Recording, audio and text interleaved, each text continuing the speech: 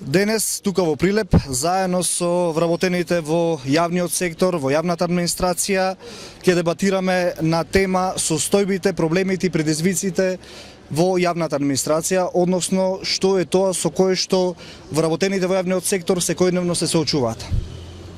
Од моје лично искуство, како дополнителен заменик министер во Министерството за информатичко општество и администрација, креирана е перцепција дека вработените во јавниот сектор претежно се соочуваат со партиско-политички притисоци, закани од оваа власт, како и со неможност да напредуваат во својата кариера. Ако кон тоа го додадеме и казненото и уценувачко оценување, можеме да разбериме зошто вработените во јавната администрација се и потиштени и повлечени.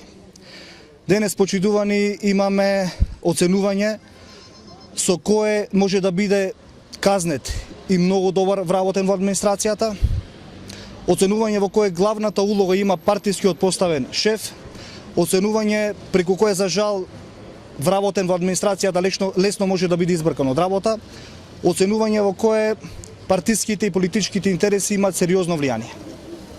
На Република Македонија не и требаат уценети заплашени административни службеници, туку и требаат мотивирани административни службеници.